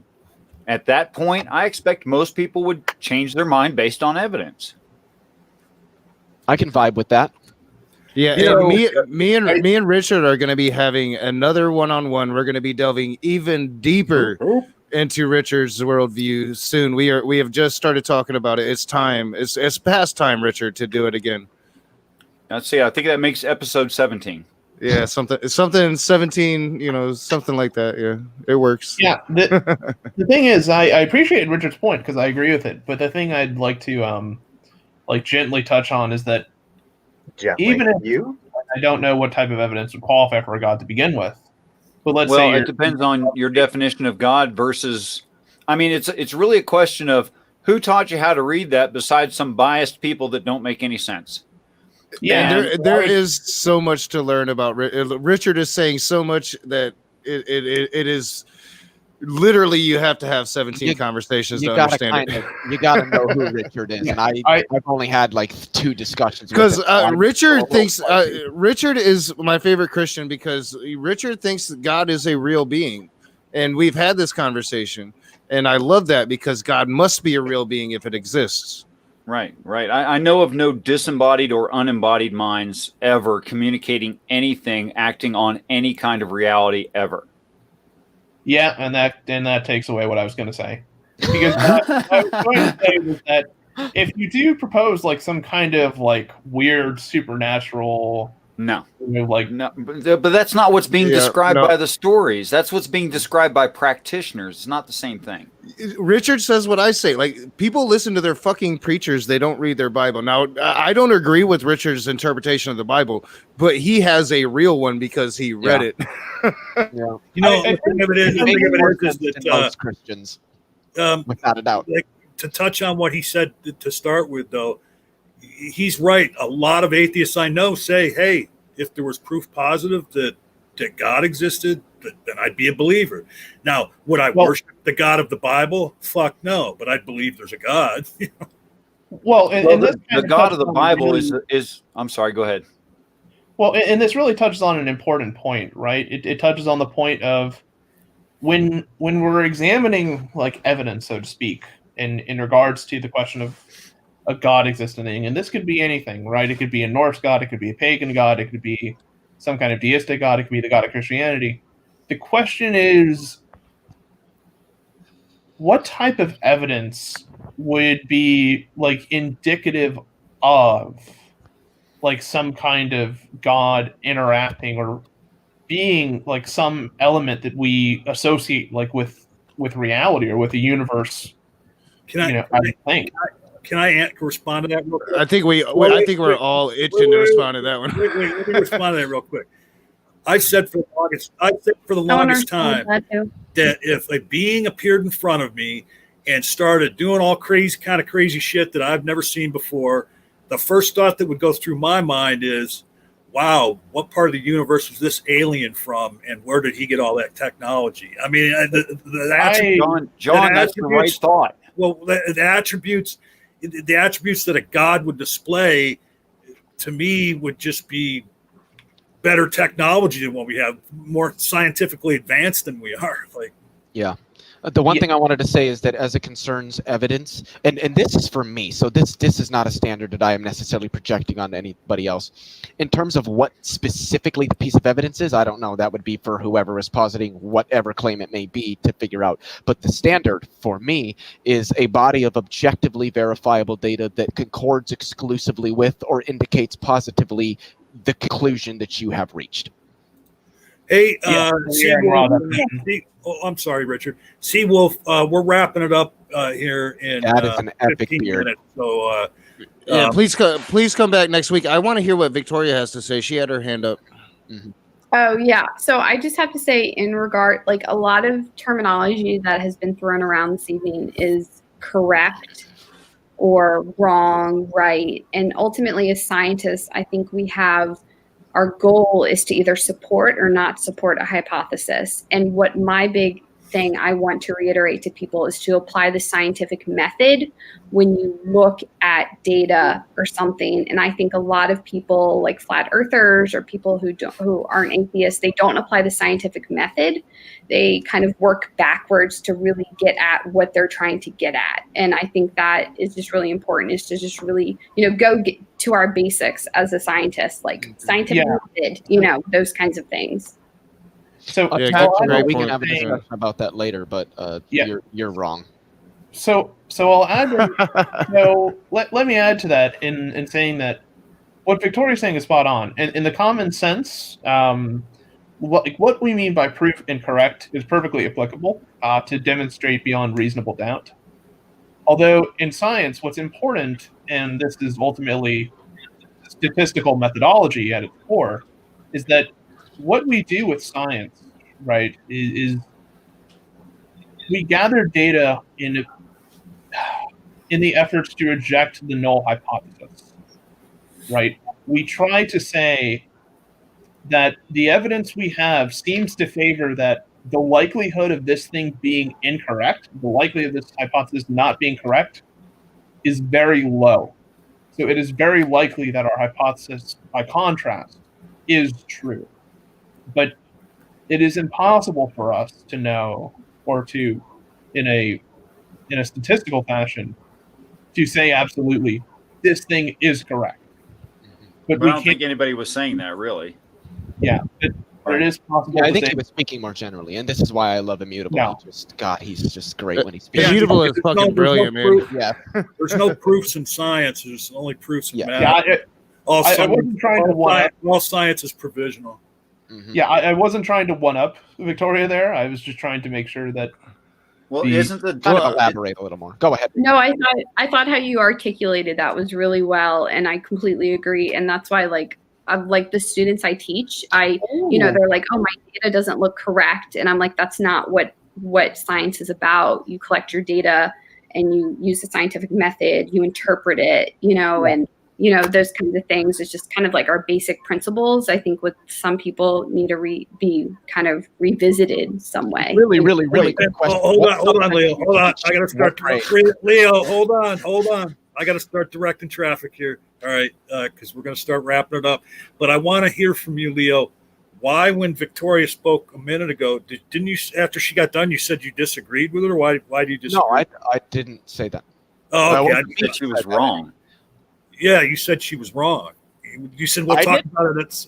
No. I was talking to Otangelo in the chat. He said Leo's first problem is that he has a nonsensical epistemological framework. I said, okay. You said right after she stopped talking, so I thought that maybe. Yeah. You were talking. All right, John. Real quick, let me cut in. So I want to welcome Otangelo to the chat. It's the first time I've noticed him in my chat. Welcome. You're welcome to come into any open room, Otangelo. I wanted to respond to the question, and then John, I'll let you take over and start directing traffic. What I need for me to believe in a God, I need God to do what he's never fucking done and reveal himself to me. All these, I grant that personal experience argument, and I say there's really no way to argue. That's why you believe in God. That can't teach me or force me to believe in the God that you believe in. I need that God to do that with me because the motherfucker never has, and until he does, he can kiss my ass. That's fair. So real quick. Round of applause. Very nice. That was nicely said. Really quick, Otangelo, it's so funny that you showed up late here, and we'll do the same thing next week because I had advertised this stream on social media as Christians, come on over and tell us why we shouldn't be atheists. And so not really good about letting Christians come in. Hold on, Leo. Just adding to what you said. Yes, please, Otangelo, come back next week because we will start out with that same format, and we'd love to hear from you. So we're going to go around the room right now. We're going to give everybody their final word and a chance to shill anything they've got to shill.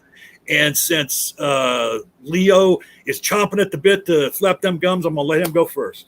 Well, Well, I mean, we can go down the. I mean, sure, I'll go first. Well, the one thing I wanted to ask Victoria is, what grade / subject do you teach?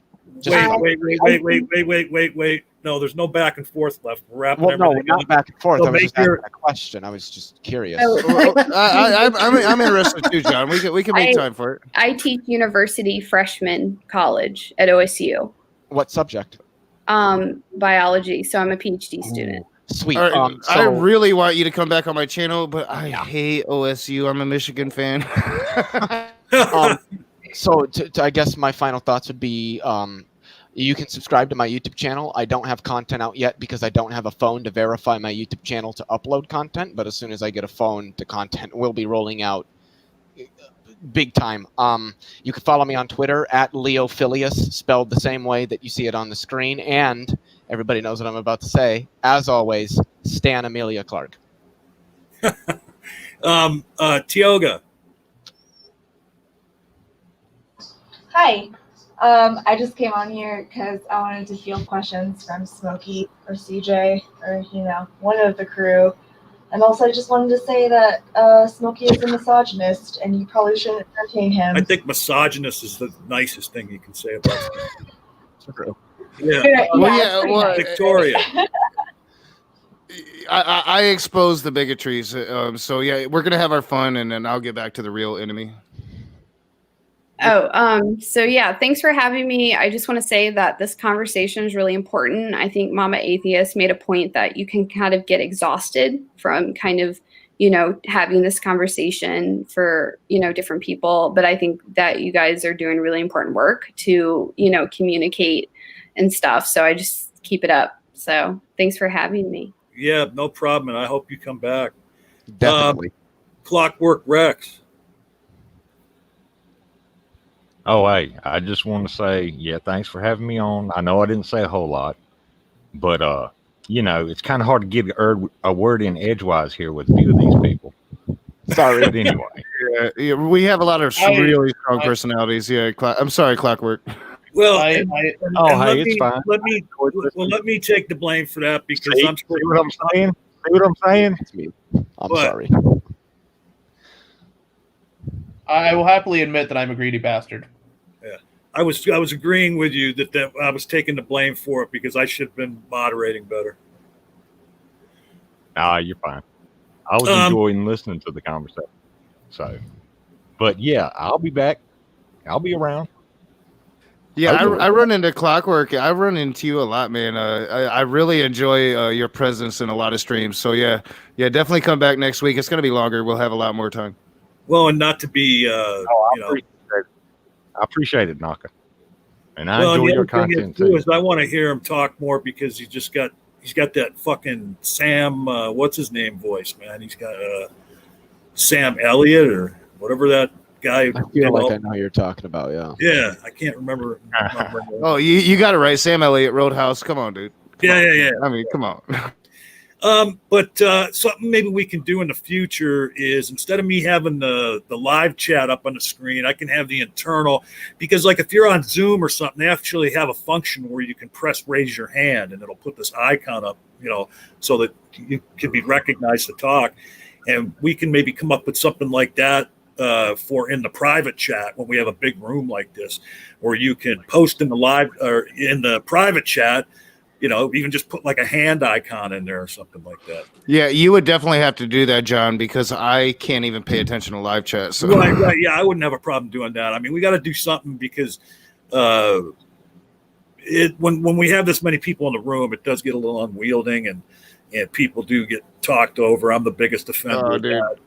That's always been the problem. There's always one or two that can't get a word in because, before it was always like Kathy and who am I? Saxy Calzone would just sit there and they really couldn't get in because you have so many strong personalities. Like, no, I am going to fucking talk right now. And again, I'm sorry. Well, no, that's okay. I'm guilty. I'm guilty of it too. So, Richard Madsen, your final words and let people know where they can find you.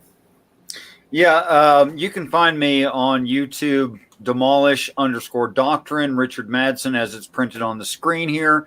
And maybe you'll hear something from religious stories that actually comports to reality. It might shock you. I'm going to, if Knock leaves this open, I'm going to stay on here. I'll promise the next 3 hours for anyone who wants to stay and talk. Well, yeah, I'll probably stay on it because I got till midnight. Midnight is my bedtime, and I am an old man, so yeah, I got some time, but I'm going to bed at midnight. So before we go to Immutable Destiny for his final words, do you want to introduce the gentleman sitting next to you, Victoria? Oh, sure. Yeah. Here you go. You can introduce himself, actually. Spotlight. So here you Spotlight. go. Oh, okay. Spotlight. Hey, Clay Corbin, and I'm also a biologist. Nice. And It was nice to hear this conversation. Actually, it floated in several different directions, which I enjoyed. So Yeah. It's all pertinent stuff. And I'm so stupid. I'm sitting here. I got my avatar up, and I'm waving at you like, Immutable Destiny. Now, give me a Colton's beard almost crazy. It's actually kind of interesting because now I feel like I have to mention that my own degree is in biochemistry, so it's kind of it's a small freaking world. Yeah, damn biologists. We've always, back in my chemistry program, we always had to make fun of the biologists a little bit for not being as quantitative as us chemists like to be, but it's okay. They're not psychologists, so we have some mercy on that work. But if I'm being serious, to recall the famous words of the great speaker Carl Sagan, the only sacred truth of the universe is that there are no sacred truths. With that said, any claim you come across, approach it with skepticism, but approach it healthily with skepticism. Find a way of asking the questions you want to ask in a way that they can be answered rationally, and learn how to find data and develop argumentation that supports the preponderance of evidence. That's how science works, and that's how a lot of times philosophical arguments are tried to be formulated. You could go on for hours with philosophy, but at the end of the day, science is what works. So if you want to know what works, ask the questions, be inquisitive, be curious, and ultimately allow yourself to that you might not be willing to initially, right? Because ultimately, the universe doesn't give a crap about what you think about it. The universe will do whatever it wants to, and whether or not you like it, for the time that we're here, we have to learn to live with it. Immutable Well is my said, husband. my man. just Okay, well Well said. said. And kind of apropos to all the scientists we had in the room tonight, Sunday on the Apostate Alliance, our guest is going to be John Barhees from the Center for Inquiry Canada, and it's a community for science, skepticism, and humanistic inquiry. And we're actually going to have another guest a few weeks from Sunday from that same organization. Please be with us Sunday at 11 a.m. Eastern Time for the Apostate Alliance. We're trying to get the word out on that show. We talk to apostates of all religions, but we try and key on ex-Muslims, and we open every show with talking about a few issues from the world of Muslim apostasy, because a lot of people in the Western countries don't know the horrible things that can happen to people for being atheists in Muslim countries. There's about a dozen Muslim countries out there that will arrest you and or execute you for being an atheist. And then in those countries and other Muslim countries, the people will take it upon themselves to honor kill you. And in a lot of those countries, also, you're in peril if you are part of the LGBT community. The citizenry will grab you up, take you to the top of a skyscraper, and throw you off of it. So, please come and watch our show on Sundays and let other folks know about it. Doc? Yeah, and we are going to have Infamous episode 13 done at some point. We do think one of these governments tampered our ability to have that episode live as we wanted to. So we have been working behind the scenes with the guy, and he's there's a lot of issues, and we're going to get this episode out because we think his story is very important, and this is a real issue that just we don't really understand until you talk to these people. So yeah, thank you, John and Faye, for the great work they're doing. Tomorrow, it looks like maybe we'll be starting with Sky Out. He came in itching for a fight. So he wants to confront me on my stance on this movie. Come on in, Sky Out. We'll start with you. And then once CJ gets here, me and CJ, possibly John, we'll be having a conversation about some things. So you're not going to want to miss that. It should be a good conversation. CJ's an honest interlocutor. Should be really good. Outside of that, I'm trying to do a lot of smaller channels. Just have conversations. Whether you're a bigger channel, I want to have conversations, but I've been doing a lot of smaller channels. I never really had that coming up, and if I can do that for you, and you would like me to come on for a conversation, just one-on-one or in a room, then reach out to me. If I can make the time, I will. Outside of that, I want to thank everybody for showing up. Great conversation tonight. Sky Out, you really should have read the room better. Maybe came with some real criticisms and some serious criticisms, but you're fucking Sky Out. So, and might I add that if you do come around tomorrow night for the first part of the conversation, make sure and have your oven mitts ready. I'm gonna be fighting you. The oven mitts for how many times the audience will end up face palming every time Scott. Oh yeah. I mean, hashtag same as yours. We can never forget. So well, if I can say one more thing, please do, because I gotta pull up some shit.